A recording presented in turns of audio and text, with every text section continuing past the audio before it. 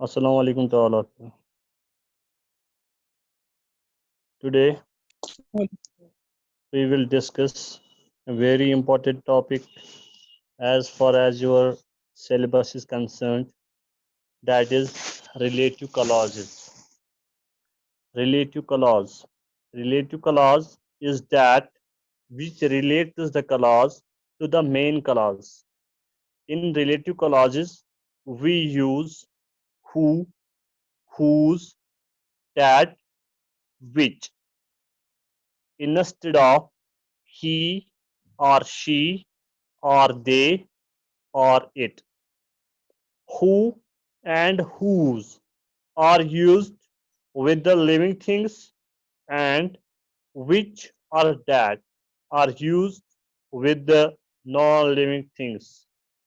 पहले हम देखेंगे रिलेटिव क्लॉज क्या होता है। रिलेटिव क्लॉज उस क्लॉज को हम कहेंगे जो हमें एक सेंटेंस को दूसरे सेंटेंस के साथ रिलेट करेगा, मिलाएगा। आपको एग्जाम में पूछा जाएगा use the relative clause for the following sentences. वहां पे दो सेंटेंस होंगे और आपको उसमें रिलेटिव क्लॉज यूज करना है। और आपको क्या करना है, वहां पे एक क्लॉज होता है, दो सेंटेंसेस होंगे, आपको मेन क्लॉज के साथ उसको रिलेट करना है। रिलेटिव क्लॉज में आपको ख्याल रखना है, हम चार ही प्रोनाउंस रिलेटिव है रिलेटिव प्रोनाउंस है या पर्सनल प्रोनाउंस भी, यहाँ पे ये रिलेटिव प्रोनाउंस है। हम खाली चार ही प्रोनाउंस यूज कर सकते हैं, who, whose, that and which. ये चार आपको ख्याल में रखना है कि खाली रिलेटिव क्लॉज जो है वो इन्हीं चार वर्ड्स पे है, इन्हीं चार वर्ड्स पे मुनहसर है। और अब हम ये यूज कहां पे करेंगे, आपको ही, शी, दे और इट के बदले यूज करने हैं। हु और हुज हम यूज करते हैं लिविंग थिंग्स के लिए, ये आपको याद रखना है। जहां पे भी आपको लिविंग थिंग्स की बात आएगी तो वहां पे आपको यूज करना है हु और हुज। और जहां पे नॉन लिविंग थिंग्स की बात होगी वहां पे आपको यूज करना है विच और that. A woman who lives in my neighborhood is very charming. The woman, ये तो एक सेंटेंस है, जो मेरी नेबरहुड में रहती है वो बहुत चार्मिंग है। और ये दो सेंटेंस है, इसको रिलेट किया है किससे, हु से। मैं आपको एग्जांपल देता हूं तो इससे आपको क्लियर हो जाएगा। Who lives in my neighbourhood is a relative clause. जहां से हमने हु यूज किया वहां से ये बन गया क्या, relative clause. A clause is a part of a sentence. Clause क्या होता है, आपको होगी क्लॉज क्या होता है, क्लॉज भी सेंटेंस का एक पार्ट होता है। A relative clause tells us which person or thing the speaker means. आपको इसे पता चलेगा कि ये जो स्पीकर है ये किसकी बात करता है। रिलेटिव क्लॉज के दो काइंड्स हैं, दो हिस्सों में तकसीम किया जाता है। एक को हम कहेंगे डिफाइनिंग क्लॉज और दूसरे को हम कहते हैं non defining clause. Defining clause किससे कहेंगे, identifies what things or persons you are talking about. ये हमें पूरी तरह से अच्छी तरह से डिफाइन करेगा। डिफाइनिंग क्लॉज, इसका नाम ही आपको पता चलेगा कि ये पूरी तरह से अच्छी तरह से आइडेंटिफाई करेगा थिंग्स और पर्सन्स जिसके बारे में हम बात कर रहे होंगे। नॉन डिफाइनिंग जो पूरी तरह से डिफाइन ही नहीं करेगा उसको हम नॉन डिफाइनिंग क्लॉज कहेंगे। When sentence is written in commas, उसमें हम कॉमा यूज करते हैं सेंटेंस में, उसको आपको ख्याल रखना है। जब भी सेंटेंस में किसी जगह पे आपको कॉमा यूज किया होगा तो आपको ये समझ लेना है कि ये क्या है, नॉन डिफाइनिंग क्लॉज। मैं एग्जांपल देता हूं, इससे आपको क्लियर हो जाएगा है? मगर आपको एक बात याद रखनी है कि जहां पे भी आपको दो सेंटेंसेस मिलेंगे वहां पे तो दो लिखे होंगे, a man was standing there. ये तो एक सेंटेंस है। और दूसरा सेंटेंस है he was looking at the building. आपको पहले ख्याल रखना है, ये मैं इसमें मैंने नहीं लिखा है मगर ये आपको ज़बानी याद रखना है कि पहले दूसरा सेंटेंस लिखना होता है, फिर उसके बाद पहला सेंटेंस लिखना होता है। अब हम ये रिलेट कैसे करना है, अगर एक ही के बारे में बात की होगी, पहले भी एक ही आदमी होगा और दूसरे दूसरे सेंटेंस में भी उसी आदमी की बात की होगी, अब तो सेंटेंस को रिलेट करने में आसानी होती है। एग्जाम्पल में देता हूं, एक एग्जाम्पल है a man was standing there. ये है एक sentence. He was looking at the building. एक आदमी वहां पे खड़ा है, वो वहां पे खड़ा था, वो क्या कर रहा था, वो बिल्डिंग की तरफ देख रहा था। आपको ये रिलेट करना है। रिलेट हम कैसे करेंगे, अ मैन, मैन तो यहाँ पे भी मैन है पहले वाले सेंटेंस में, और दूसरे वाले सेंटेंस में ही, वो भी वही मैन है। तो हम लिखेंगे अ मैन, ही के बदले तो इसे प्रोनाउन यूज किया है, तो हम लिखेंगे a man who was looking at the building. पहले तो मैंने दूसरा सेंटेंस इसमें लिखा है a man who was, who यहाँ पे मैंने हु यूज किया है, तो आपको ये याद रखना है कि ये हु से ही रिलेट हो गया, और इन दो सेंटेंस का मैं एक ही सेंटेंस बनाऊंगा। अ man who was looking at the building, फिर उसमें कितना बचा है, अ मैन नहीं लिखना है, वो तो आ गया ना पहले ही। A man who was looking at the building was standing there, ये रिलेट हो गया है। A man was standing there, he was looking at the building. ये अलग अलग दो सेंटेंसेस है, आपको ये रिलेट करने हैं, तो हम लिखेंगे a man who was looking at the building was standing there. और एक एग्जाम्पल है, इसमें कुछ भी आपको रूल नहीं है, कुछ भी याद नहीं रखना है, खाली देखना है कि हु और हुज लिविंग के साथ, दैट और विच नॉन लिविंग के साथ। और डिफाइनिंग क्लास में हम पूरी तरह से डिफाइन करेंगे, नॉन डिफाइन में हम कॉमा यूज कर सकते हैं। तो आपको खाली एग्जाम्पल्स ही देनी है। दूसरी एग्जाम्पल में लेता हूं, the boy is intelligent, I met a boy. The boy is intelligent, ये तो एक ही की बात है। आई मेट द बॉय, एक ही की बात कर रहा है, वो एक लड़का ज़हीन है, मैं उससे मिला हूं है? तो आपको ये रिलेट करना है, आपको ख्याल रखना है। I met a boy. दूसरा है, दूसरा सेंटेंस हमेशा जब भी आपको मिलेगा किसी भी एग्जाम में, ये 10th की एग्जाम की बात नहीं है, जब भी आपको कोई भी एग्जाम होगा, वो क्यों ना टीडीसी होगा या वो क्यों ना कोई कॉम्पिटिटिव एग्जाम होगा, जहाँ पे भी आपको रिलेट करना होगा, तो आपको याद रखना है कि पहले हम दूसरा ही लिखते हैं। तो हम लिखेंगे I met a boy. Boy तो क्या है, लिविंग है, तो हमें हु यूज करना है, who is intelligent. I met a boy who is intelligent. याद रखना है कि द बॉय तो पहले ही आ गया, आई मेट है, I met a boy, boy तो दो बार नहीं आएगा, तो हम लिखेंगे I met a boy who is intelligent. Another example, a pet cost rupees 300। ये तो एक सेंटेंस है।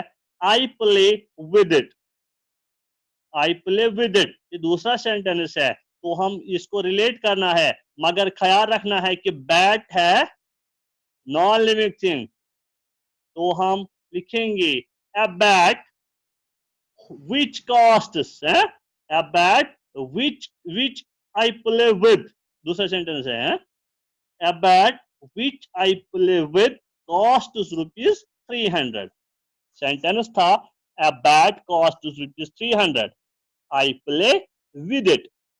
तो आपको रिलेट में लिखना है, जब रिलेट इसको करना है डिफाइनिंग क्लॉज में, तो आपको लिखना है a bat which I play with costs rupees 300। और एक example, a man is a doctor, he enjoys life।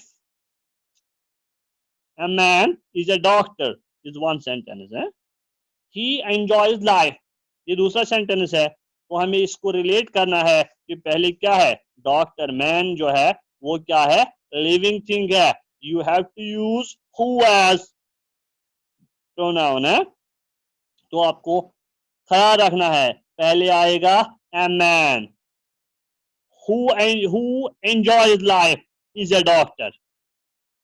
A man who enjoys life is a doctor. और एक example, a man met me, ये एक सेंटेंस है, a man met me। और एक sentence इसी के साथ आएगा, he was horrible to look at। I met a man met me है, मुझे एक आदमी मिला, तो he was horrible to look at, उसकी तरफ हम प्रॉपरली नहीं देख सकते हैं, वो हॉरिबल था, हॉरिबल था, उसको देखते हुए इंसान को डर लगता था। तो हम ये इसको रिलेट करेंगे, a man who was horrible to look at met me। A man who was horrible to look at met me। और एक एग्जांपल से मैं आपको क्लियर करूंगा, my father loves me। My father loves me, ये तो है एक sentence. he is a great businessman। he is a great businessman, ये दूसरा सेंटेंस है। तो आपको ये क्या करना है, रिलेट करना है। तो हम लिखेंगे my father who is a great businessman loves me। My father who is a great businessman loves me। तो हम ये इसको ऐसे ही रिलेट करेंगे। और उसके बाद और एक एग्जांपल है, she is a beautiful girl। he has number of relatives। ख्याल रखना है कि सेंटेंस में हमें रिलेटिव क्लॉज यूज करना है, तो हमें इसमें यूज करना है, ये लिविंग है तो हु है, हु हो जाएगा यूज किसके साथ, सिंगुलर के साथ। जहां पे प्लूरल होगा वहां पे हम हु यूज करेंगे हैं। तो हमें यहाँ पे ख्याल रखना है, she is a beautiful girl, she has number of relatives. तो हमें यहाँ पे रिलेट के लिए आपको ख्याल रखना है, she who has number of relatives is a beautiful girl। she who has number of relatives is a beautiful girl। ये थे एग्जाम्पल्स किसके, डिफाइनिंग क्लास के। डिफाइनिंग इसने पूरी तरह से डिफाइन किया है, इसमें हमें डाउट की कोई गुंजाइश ही नहीं थी। और अब मैं आपको एग्जाम्पल दूंगा नॉन डिफाइनिंग क्लॉज की। नॉन डिफाइनिंग क्लॉज है, a book was released yesterday. A book was released yesterday, यहाँ पे किसी खास बुक की बात नहीं की गई है। बुक यहाँ पे पूरी तरह से डिफाइन ही नहीं की गई है कि ये कौन सी बुक है। A book was released yesterday। They won Pulitzer Award in March this year। दो सेंटेंस अलग अलग है। They won Pulitzer Award in March this year। तो आपको ख्याल रखना है हमें कैसे ये नॉन डिफाइनिंग क्लॉज लिखना है। पहले हम लिखेंगे, उसमें भी दूसरा ही सेंटेंस पहले लिखना है, मगर ख्याल रखना कि कामा एक दो इसमें आएंगे। ए बुक, फिर कामा करना है क्योंकि बुक प्रॉपरली डिफाइन नहीं की गई है कि ये कौन सी बुक है। A book which non non living thing है, which won Pulitzer award in March this year, फिर कामा करना है क्योंकि ये सेंटेंस एंड हो गया। was released yesterday। A book, comma use करना है, which won the Pulitzer Award in March this year was released yesterday। तो आपको ख्याल रखना है, अगर हम आपको लगेगा कि ये नॉन डिफाइनिंग नहीं है तो इसमें कोई जरूरी नहीं है कि हम इसमें क्या करें, कामा यूज करें। और अगर आपको लगेगा कि ये क्या है, ये नॉन डिफाइनिंग है, तो हम कामा यूज कर सकते हैं। ये कंडीशन नहीं है कि हमें कामा यूज जरूरी करना है, आपको ये रिलेट से वास्ता है। और एक example, my cousin is an engineer.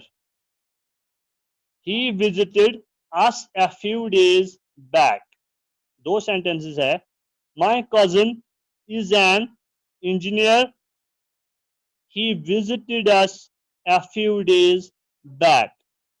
यहाँ पे cousin है. Cousins तो होते हैं इन्फिनिटी है, तो यहाँ पे किसी खास कॉजन की बात नहीं की गई है, इसलिए ये नॉन डिफाइनिंग बन गया है. तो यहाँ पे आपको लिखना है my cousin comma who visited us few days back comma is an engineer. My cousin who visited us a few days back comma is an engineer. My brother, और एक एग्जाम्पल, my brother went to Goa.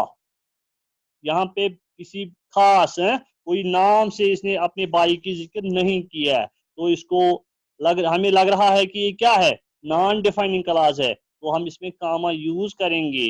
तो हम लिखेंगे माई brother कामा, पहले तो sentence पूरा करेंगे. My brother went to Goa, he is a goldsmith. He is a goldsmith. तो हम यहाँ पे रिलेट करेंगे my brother comma who is a goldsmith went to Goa. My brother who is a goldsmith went to Goa. अगर comma नहीं लिखेंगे वो भी ठीक है, अगर आपको कामा का ख्याल आ जाएगा तो वो भी ठीक है. तो आपको पहले याद रखना है कि रिलेटिव क्लास किसे कहेंगे है? आपको एग्जाम में आएगा, ये तो है ही है, ये तो सिलेबस में है कि रिलेटिव क्लॉज आपको रिलेट करना है. आपको याद रखना है कि रिलेटिव क्लॉज में हम 4 ही प्रोनाउंस यूज करेंगे. इनको हम पर्सनल प्रोनाउंस भी कहते हैं और रिलेटिव प्रोनाउंस भी कहते हैं. ये प्रोनाउंस हम 2 बार यूज करते हैं. मैंने जो पहले ही बताया है कि ये रिलेटिव क्लॉज रिलेटिव प्रोनाउंस भी है और पर्सनल प्रोनाउंस भी. तो आपको याद रखना है खाली 4 ही वर्ड रिलेटिव क्लॉज में. ये सबसे आसान टॉपिक है. इसमें आपको याद रखना है हु और हुज, ये हम करेंगे यूज लिविंग के साथ, और दैट एंड विच हम यूज करेंगे नॉन लिविंग के साथ. तो इसमें आपको फिर देखना है कि डिफाइनिंग और नॉन डिफाइनिंग, ये ज्यादा इंपॉर्टेंट नहीं है कि हमें ये याद रखना है, मगर आपको जब पता ही होनी चाहिए कि डिफाइनिंग में प्रॉपरली डिफाइन किया गया हो या नॉन डिफाइनिंग में पूरी तरह से इंफॉर्मेशन नहीं दी गई हो, तो हम इसमें क्या यूज करेंगे, कामा. तो आपको रिलेटिव क्लॉज में मैंने और एक बात कही है कि आप दूसरा सेंटेंस पहले यूज करेंगे. वहां पे आपको 2 सेंटेंसेस अलग अलग मिलेंगे, तो आपको वो क्या करना है, रिलेट करना है. तो रिलेट करने के लिए पहले आपको दूसरा सेंटेंस लिखना है और फिर पहला वाला सेंटेंस लिखना है. और रिलेट करने के लिए आपको इन ही 4 में से कोई एक यूज करना है, हु, हुज, दैट और विच. तो एग्जाम्पल में थोड़ा 1-2 रिपीट करूंगा तो बस. A man who was standing there, he was looking at the building. ये क्या है, ये 2 अलग अलग सेंटेंसेस है. A man was standing there एक सेंटेंस है, he was looking at the building ये दूसरा सेंटेंस है. तो आपको ख्याल रखना है a man, he भी किसके बदले यूज किया गया है, मैन के ही बदले. तो आपको ऐसे लिखना है a man who was looking at the building, फिर क्या रह गया उसमें, was standing there. ये आपको ऐसे ही रिलेट करना है. तो और एक एग्जांपल में दूंगा, a man met me ये एक सेंटेंस है, a man met me. वहां पे को ये फुल स्टॉप से आपको अलग अलग वहां पे आपको लगेगा कि ये 2 सेंटेंसेस है. he was horrible to look at, तो आपको ख्याल करना है a man who was horrible to look at met me. मैं नॉन लिविंग की और एक एग्जांपल देता हूं, a bat cost ₹300, I play with it. ये अलग अलग 2 सेंटेंसेस है, तो आपको ख्याल रखना है a bat which I play with costs ₹300. आपको ऐसे ही ये सबसे आसान और वेरी शॉर्ट है, very short and very easy topic है ये आपके सिलेबस के लिहाज से। जहां पे भी आपको डाउट लगे इस टॉपिक के बारे में तो आप मुझे बता सकते हो। हाँ?